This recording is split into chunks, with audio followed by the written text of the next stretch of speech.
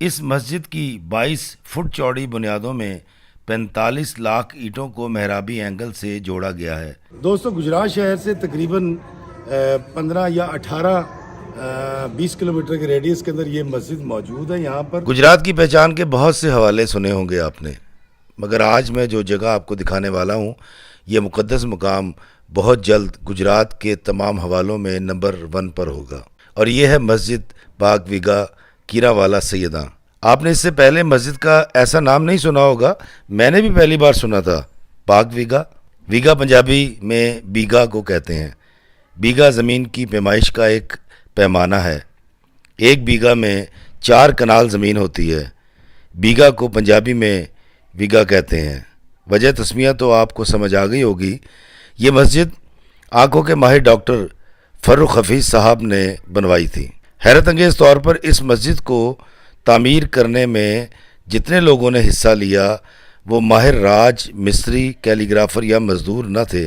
اس کی تعمیر میں حصہ لینے والے سب کے سب لوگ تعمیرات کے کام سے نابلد تھے، مطلب انجان تھے۔ اس مسجد کی 22 فٹ چوڑی بنیادوں میں 45 لاکھ اینٹوں کو محرابی اینگل سے جوڑا گیا ہے، جس کا مقصد مسجد کو قدرتی آفات یعنی زلزلہ اور گیسوں کے اخراج سے محفوظ رکھنا ہے۔ پچھلے 20 سال سے اس دلکش اور حسین مسجد کا کام جاری ہے۔ اس خوبصورت آرکیٹیکچر کو دیکھنے کے لیے پاکستان اور پاکستان کے باہر سے لاکھوں لوگ سال بھر آتے رہتے ہیں، جو کہ خوشائند بات ہے۔ السلام علیکم میرے عزیز و قارب، میں ہوں افتخار رفیع، پیارے پاکستان کے شیروں دلیروں کے شہر گجرات سے، اور میں آج آیا ہوں ویگا شریف، اور یہاں پر ایک بڑی یونیک، بڑی حسین اور بڑی ہی ونڈرفل قسم کی ایک مسجد ہے، جو ایک عام پاکستانی نے بنوائی، جو ڈاکٹر تھے آنکھوں کے، اور 2000 میں اس کا کام شروع ہوا تھا اور آج تک جاری و ساری ہے۔ اس کے علاوہ یہاں پر ایک ٹرسٹ ہے جس میں عام لوگوں کی، غریبوں کی آنکھوں کا بلا معاوضہ آپریشن بھی کیا جاتا ہے، اور اس کے لیے یہاں پر لنگر خانہ بھی ہے، اور یہاں پر جو پورے پاکستان سے جو سفید پوش آتے ہیں آنکھوں کے علاج کے لیے، ان کو رہائش کے لیے بھی جگہ دی جاتی ہے۔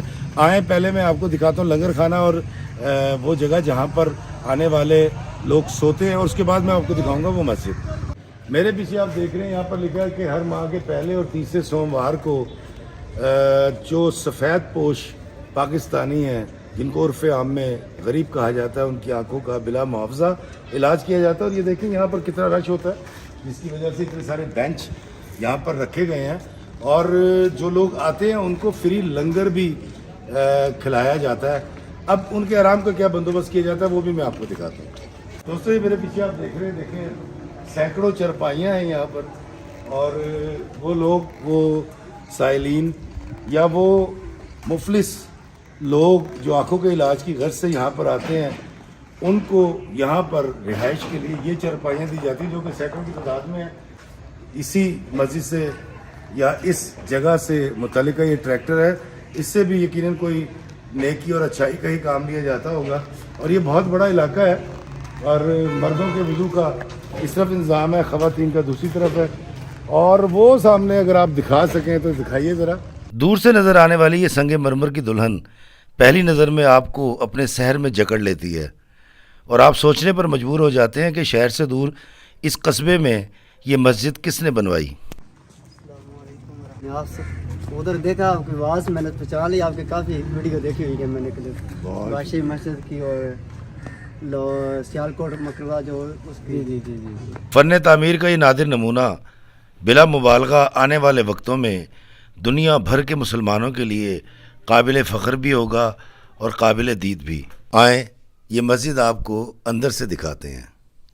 دوستو، اس مسجد کی تعمیر کے لیے جو ماربل ہے وہ یہیں پر اس کو پروسیس کیا جاتا ہے، اور پھر یہیں سے مسجد میں تعمیر کے لیے مطابقت رکھتی ہوئی ٹائلیں اور سلیں یہاں سے مسجد میں لگا دی جاتی ہیں۔ میرے پیچھے آپ دیکھ رہے ہیں بڑی خوبصورت یہ مسجد ہے، اور اس طرح کا ایک مانومنٹ یا اس طرح کی کا آرکیٹیکچر بادشاہوں کے دور میں تو ضرور ہوا کرتا تھا، لیکن آج کے دور میں ایک پاکستانی کی ایک کاوش قابل تعریف ہے۔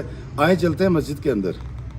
مسجد میں داخلے سے پہلے بائیں جانب میری نظر پڑی تو وہاں لکھا ہوا تھا ورکشاپ۔ پوچھنے پر پتہ چلا کہ کیونکہ سنگ مرمر کے سوا اور کوئی پتھر یہاں استعمال نہیں کیا جانا تھا، اس لیے یہاں ایک ورکشاپ قائم کی گئی جہاں پر سنگ مرمر کی کٹائی، تراش خراش اور کیلی گرافی کی جاتی ہے۔ پچھلے 20 سال سے دن رات مسجد کا کام جاری ہے۔ میرا تجسس بڑھتا جا رہا تھا، شاید اسی لیے میری چال میں تیزی آ گئی تھی۔ مسجد میں داخل ہوتے ہی آپ کے منہ سے بار بار نکلتا ہے سبحان اللہ، سبحان اللہ، سبحان اللہ۔ آج کے جدید دور میں قدیم انداز تعمیر آنکھوں کو بہت بھلا لگتا ہے۔ اس مسجد کو تعمیر کرتے وقت موتی مسجد آگرہ کے نقشے کو سامنے رکھا گیا تھا، مگر بعد میں ناگزیر وجوہات کی بنا پر اس مسجد کا نقشہ تبدیل کر دیا گیا۔ اس مسجد کی تعمیر میں کسی ہنرمند یا ماہر تعمیرات کی خدمات نہیں لی گئیں، ایسا کہنا ہے یہاں کی انتظامیہ کا۔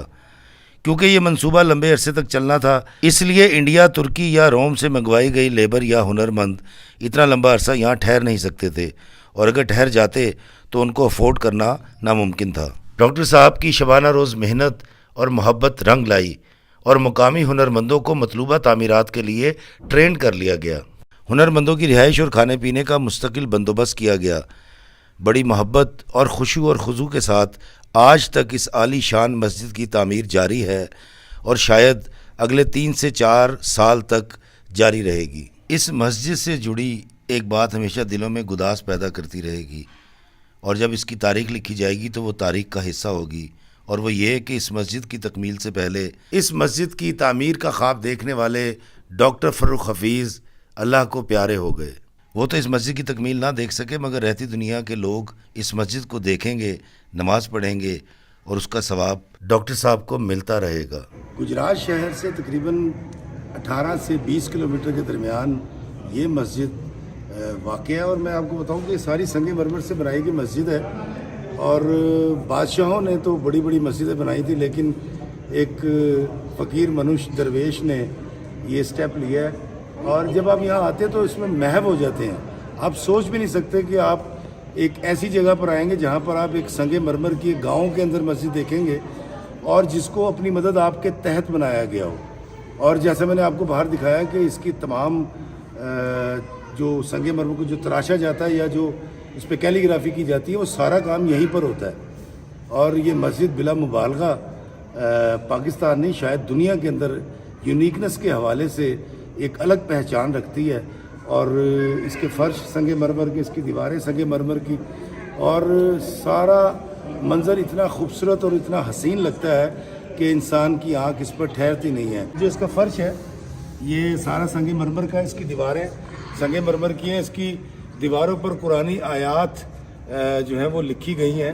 اور بادشاہوں کو تو ایسی مسجدیں بناتے دیکھا تھا، لیکن ایک فقیر، ایک درویش، ایک اللہ کا بندہ، ایک پاکستانی اس طرح کی ایک یونیک مسجد ہمیں دے گیا۔ اور میں آپ کو بتاؤں کہ یہاں پر آ کر ایک عجیب سی محویت آپ پہ طاری ہو جاتی ہے۔